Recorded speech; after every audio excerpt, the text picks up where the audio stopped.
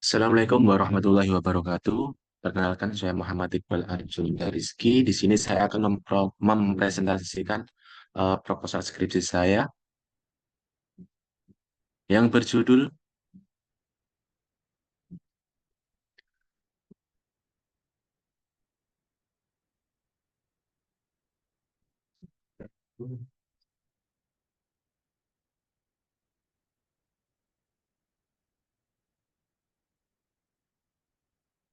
Rancangan dan Implementasi Sistem Informasi Terintegrasi untuk meningkatkan efisiensi operasional di toko bangunan natural gypsum menggunakan metode waterfall. Next, untuk latar belakangnya sendiri yaitu kemajuan teknologi mempermudah pekerjaan manusia dengan meningkatkan kemudahan, efektivitas, dan juga efisiensi.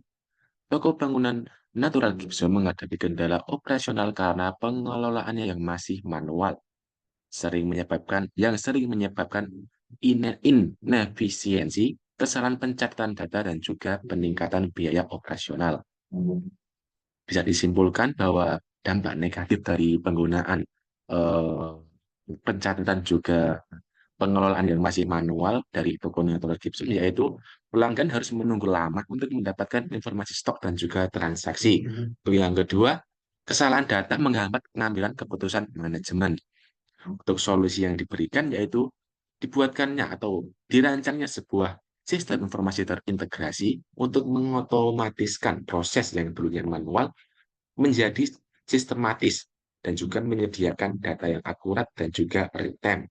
Untuk metode yang saya gunakan yaitu adalah metode waterfall. Alasannya karena pendekatannya yang sistematis dan juga bertahap.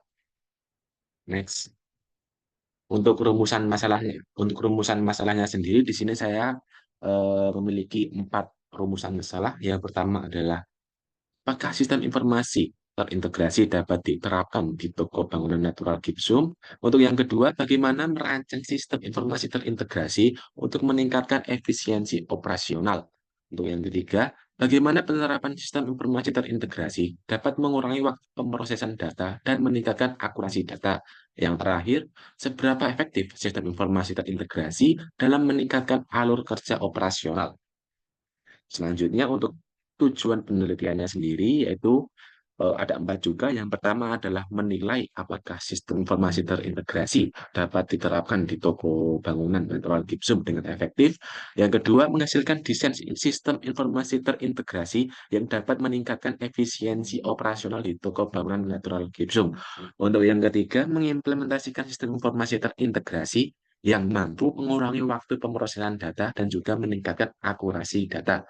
Untuk yang terakhir yaitu mengukur efektivitas sistem dalam memperbaiki alur kerja operasional dan juga meningkatkan kepuasan pelanggan. Selanjutnya ini ada eh, matrik literatur review yang saya gunakan dalam membuat penelitian ini atau sebagai referensi dalam melakukan ini. Di sini saya menggunakan 6 literatur review. Yang pertama adalah eh, jurnal yang berjudul Perancangan Sistem Informasi Penjualan Berbasis Website pada Koefisien yang ditulis oleh Alvin Octaviano Sofiana Agusnawan dan diterbitkan pada tahun 2021. Untuk hasilnya sendiri adalah memfasilitasi pencatatan transaksi dengan lebih akurat dan juga efisien. Untuk perbandingannya, tidak ada uji coba dengan data yang besar dan kompleksitas transaksi yang mungkin dihadapi. Untuk review, yang kedua yaitu ada jurnal berjudul Pengembangan Aplikasi Kasir Menggunakan Metode Waterfall, yang intinya hasilnya adalah mengembangkan aplikasi kasir berbasis website yang meningkatkan efisiensi dan juga akurasi transaksi. Untuk perbandingannya sendiri, perlu pengembangan lebih lanjut untuk meningkatkan fungsionalitas dan juga kinerja aplikasi. Untuk materi literatur review yang ketiga ada pengembangan sistem informasi penjualan handphone menggunakan metode waterfall. Untuk hasilnya sendiri bisa dibaca mempercepat proses transaksi, pemrosesan data, dan juga pembuatan laporan yang lebih akurat. Untuk perbandingannya, kurang fleksibel terhadap perubahan kebutuhan dan juga kesulitan adaptasi terhadap perubahan yang signifikan. Nah, materi literatur review selanjutnya ada sebuah jurnal berjudul Rancangan Bangun Sistem Informasi Pengelolaan Transaksi Penjualan dan Persediaan eh, bahan makanan berbasis website menggunakan Bootstrap dan juga framework Codenator.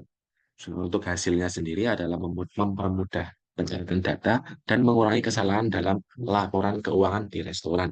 Perbandingannya, ketergantungan pada koneksi internet dan juga kesulitan integrasi dengan sistem lain.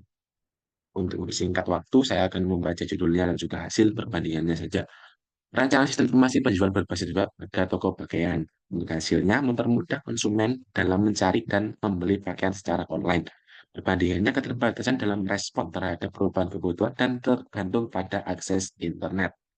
Selanjutnya ada analisis dan perancangan sistem informasi penjualan dan persediaan barang di Map Cafe. Hasilnya mempermudah manajemen persediaan barang dan perbandingannya keterbatasan pada skalabilitas perangkat lunak dan kurangnya evaluasi kepuasan pengguna. Lanjut di bagian selanjutnya ini adalah alur penelitian saya. Di sini di alur penelitian saya membaginya menjadi 3 poin penting yaitu studi literatur, terus penerapan metode waterfall itu sendiri, dan yang ketiga adalah pembuatan kesimpulan dan juga saran.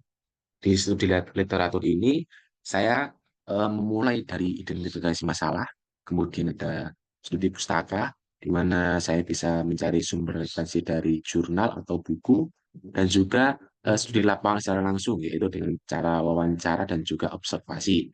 Selanjutnya akan dirumuskan sebuah masalah dari semua informasi yang sudah saya sudah saya dapatkan, dan juga menentukan tujuan penelitian serta menentukan manfaat dan juga batasan-batasan penelitian. Selanjutnya ini ada awal penelitian di bagian metode waterfall atau penerapan metode waterfall itu sendiri. Ada 5 tahapan, yaitu analisis kebutuhan atau requirement, ada perancangan sistem atau desain, ada implementasi, ada pengujian sistem, dan juga pemeliharaan. Yang terakhir adalah alur penelitian di bagian kesimpulan dan juga saran.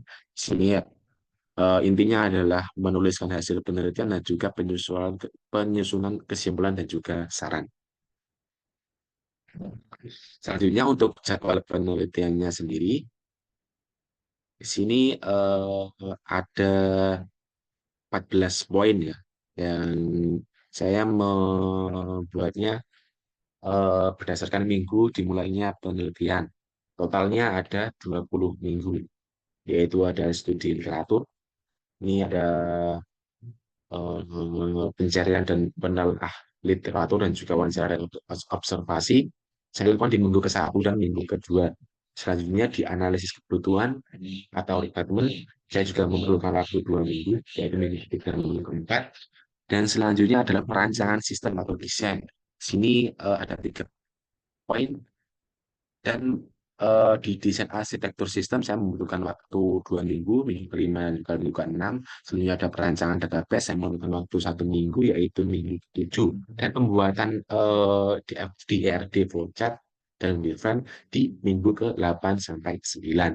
Selanjutnya diimplementasi, di sini ada 2 poin yang memerlukan waktu total eh, 3 minggu, minggu ke-10, 4 minggu, minggu 10 sampai 12, 2 minggu untuk pengembangan sistem berbasis website dan juga integrasi modul di minggu ke-13. Dan ini di